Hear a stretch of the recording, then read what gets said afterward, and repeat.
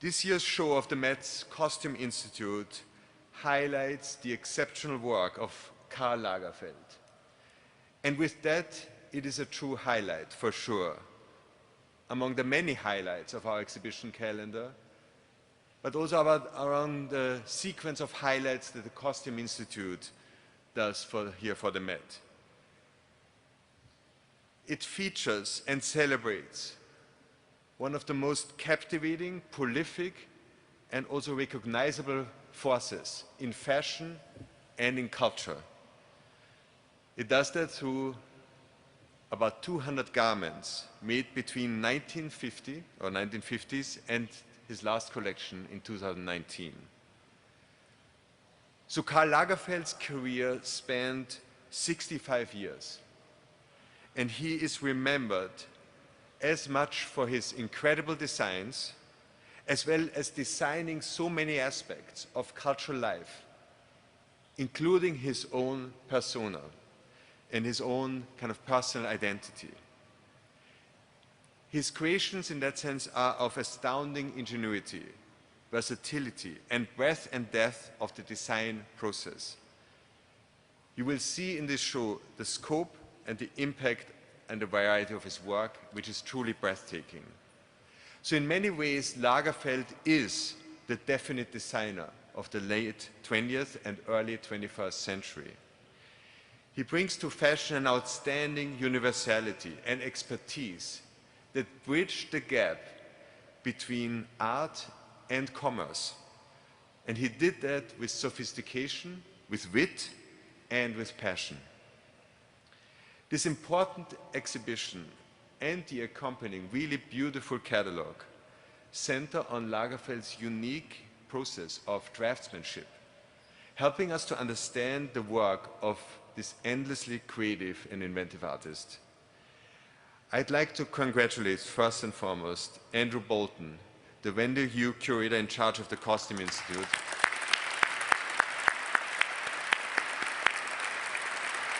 for what you will see is a masterful curation and probably also creation of an exhibition.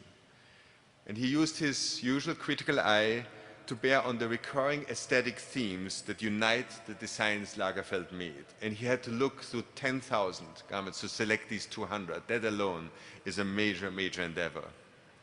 In this creative and logistical planning of the exhibition, Andrew was supported by his remarkable team at with the Costume Institute, expertly guided by Melissa Huber, the associate curator at the Costume Institute.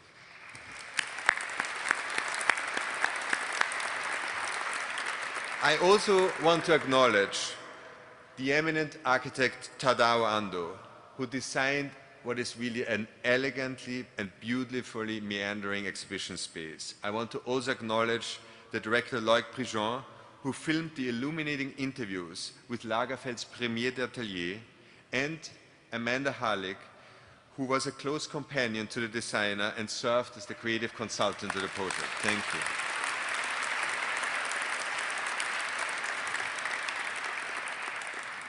As you can imagine, this is an ambitious project, and it would not have been possible without the sponsorship of several design houses who are so closely associated with Karl Lagerfeld.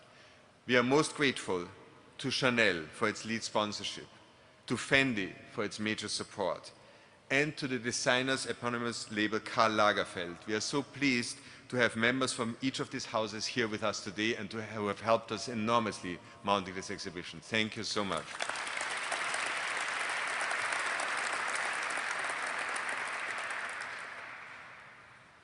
And I want to express our deep gratitude to Condé Nast and its CEO, Roger Lynch, for their continued support. It's an ongoing partnership that is bolstered by the extraordinary contributions that we get from Condé Nast, but also from the expertise and creativity by the incomparable Met trustee, Anna Wintour, who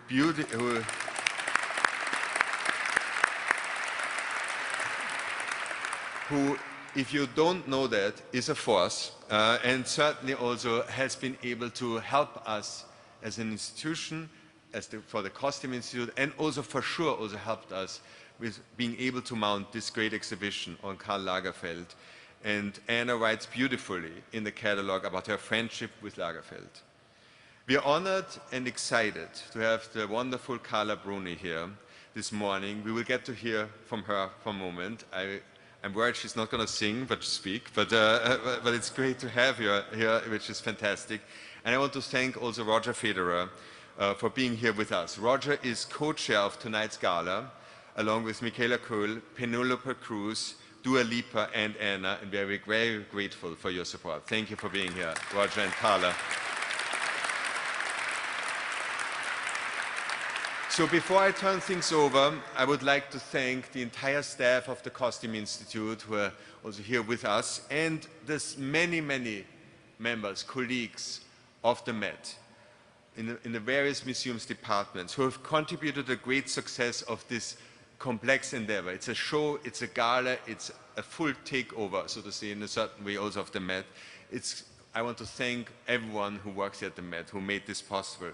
It is really due to the work of this dedicated team of talented and engaged people that with this work, the output of an iconic designer can reach and inspire a broad international audience here in New York, but also worldwide. It's a work that celebrates also the intersection of creativity, fashion, and art. And with that, it's now my pleasure to welcome Roger Lynch, Condé Nast's Chief Executive, to the podium. Thank you. Thank you very much, Max. Thank you for that kind and generous introduction. It's an absolute honor to be here with everyone today.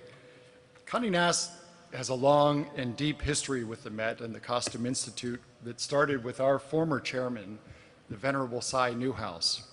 Cy had a very well-known love of art and supported the museum for more than 4 decades. This includes the Spring Costume Institutes, the exhibitions, and the Gala, and which now have been sponsored by Condé Nast for over 25 years. Cy was also the director of the Samuel I. Newhouse Foundation, which helped lead the renovation of the Costume Institute space, which is now known as the Anna Wintour Costume Center. And we must also remember the former Vogue editor, Deanna Vreeland, who changed the face of fashion in the 1960s while at the helm of Vogue for almost a decade. She joined the Met as special consultant to the Costume Institute in 1971 and served in this capacity for almost 20 years, helping new audiences discover and appreciate fashion. And this is all to say that we're very proud of all that we have accomplished together, building community and fueling an unparalleled level of creativity that stands the test of time. To continue this legacy, this coming October, we'll be sharing more about a new substantial gift to the Met that will hopefully inspire yet another generation of artists, fashion designers, and creatives. I want to thank Anna Wintour for her tireless work at the Costume Institute. And tireless does not begin to describe Anna. She's the hardest working, most dedicated person I've ever known. Thank you, Anna. And also, Andrew Bolton, it's because of your passion, your vision, that the Institute is celebrated, not just by people here in New York City, by millions around the world. Thank you for all that you do, Andrew. And now I'm pleased to introduce a dear friend of Karl Lagerfeld, the former First Lady of France, Carla Bruni. I was lucky enough to have known Karl for many years, and I keep an indelible impression of life and ardor from him and his work. And it is an honor to be here today to celebrate the extraordinary career of my dear friend. My friendship with Karl has been long and stable. From my young years to his last show, he showed me nothing but kindness and consideration. And despite the immense talent that was his, despite his charisma and his creative power, despite the energy he diffused and which animated him, despite the bewitching charm of his brilliant and sharp mind, despite his elegance and generosity, and despite his wicked sense of humor, which, as you will see, is so well represented in this exhibition, it is his kindness that I remember the most. I'm so sorry about this, Karl. I apologize. Anyone in the presence of Karl witnessed pure genius and his obsession with creative output. He was constantly working, sketching, and photographing, even during dinners. He was passionate about sharing his creativity with others by sharing his sketches and little personal notes. He was a universally curious man. He was interested in everything, in everyone. Everything interested him, except mediocrity. This makes his creation timeless, and in the world of the ephemeral, it has become permanent. Being with him was not always calm. Preparing for shows was frantic and intense. In that process, he was constantly present and never nostalgic. Always striving to create his vision of not only clothes, but also a woman. Karl made becoming that woman both thrilling and fun. Karl listened to other people. You cannot be a loner at the top of your tower and be a good leader. He was someone that would take the wheel, but welcomed input. Most of all, he loved personality. Deep down, to me, Karl isn't really gone. It is as if he's going to enter the room any minute, followed by his royal procession. He succeeded in doing this, it seems to me, leaving a trace of him which still beats and which resemble him. Even gone, Karl remains alive. I often imagine him leaning over us from above, perhaps even mocking us for honoring his life's work in a museum, something we all know he would scoff at. Everyone knows the character that was Karl Lagerfeld and the aura that surrounded him, but all those who approached him know that behind his armor of image there was also a very kind heart. So sorry about this, Karl. It is in that memory of generosity, loyalty, and passion that I choose to cherish the most. Thank you so much.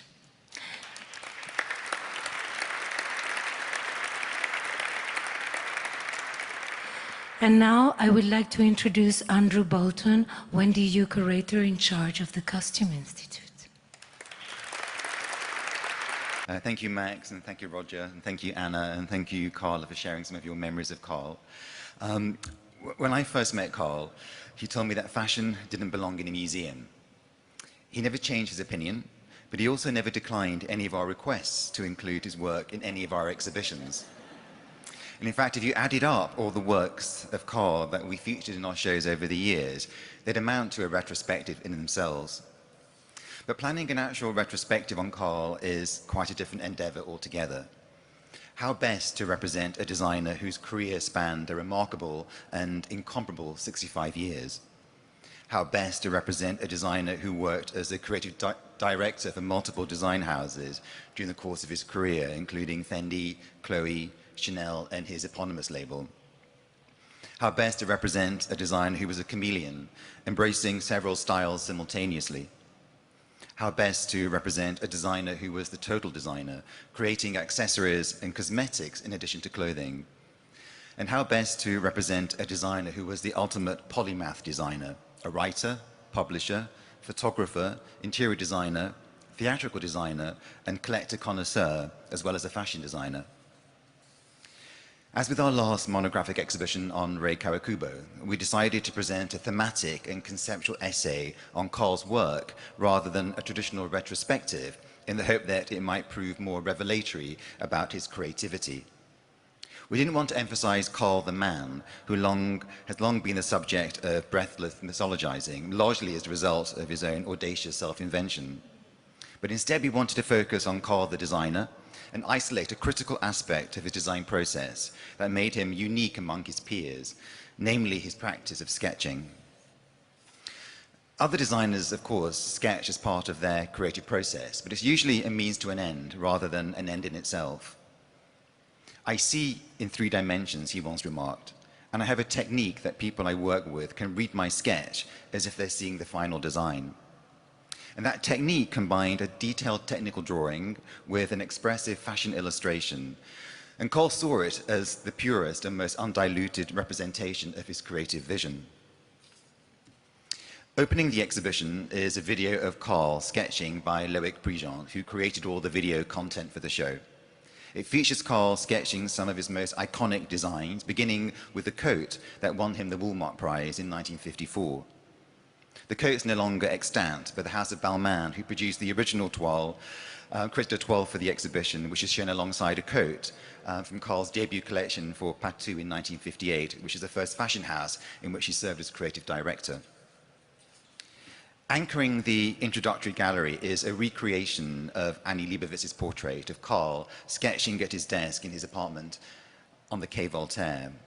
Like the portrait, which was the last commissioned photograph of the designer, the mise-en-scène includes Carl's desk, the pens and paper he used for sketching, and some of the books from which he drew inspiration. And the robe that Carl wears in the portrait appears just beside the desk, almost like a spectral vision. Adjacent to the gallery is a room dedicated to Carl's premieres, the architects of Carl's vision, who were responsible for translating his 2-dimensional sketches into 3-dimensional garments. And to the untrained eye, Carl's sketches seem impulsive and spontaneous, like the impromptu brushstrokes of a modernist painting.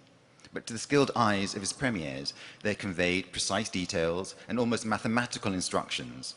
And as the premieres explain in the featured interviews, the sketches existed as a kind of secret language between Carl and his collaborators, who knew exactly how to decipher every line, every mark, and every notation.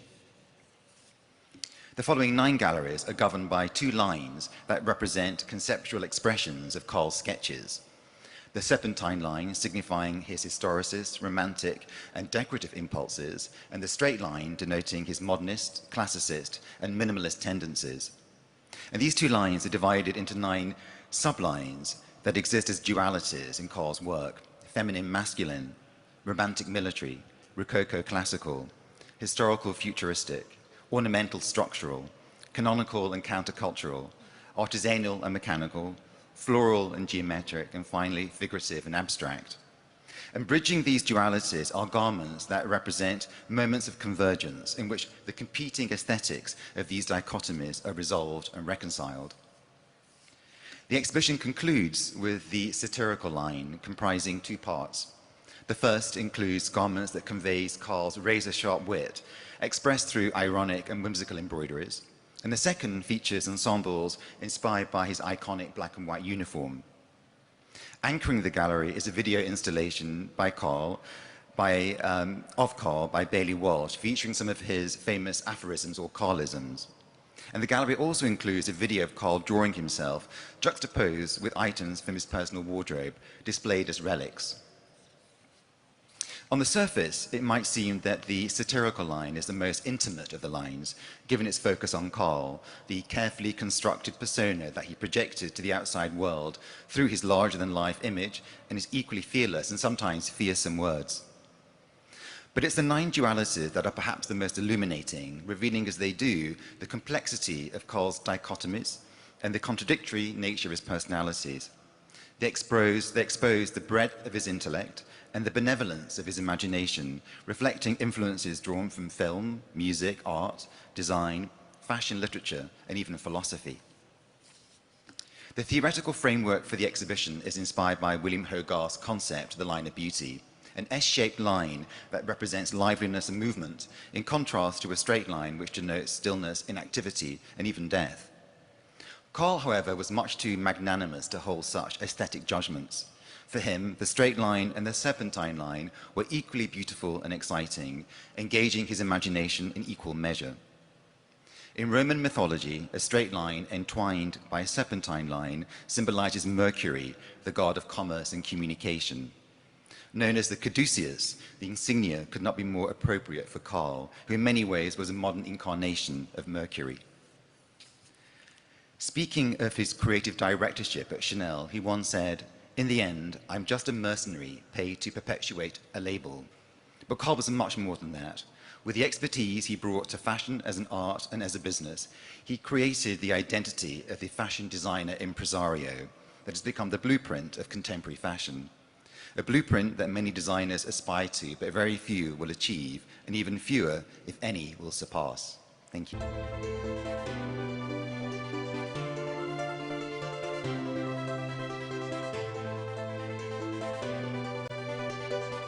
Mother Nature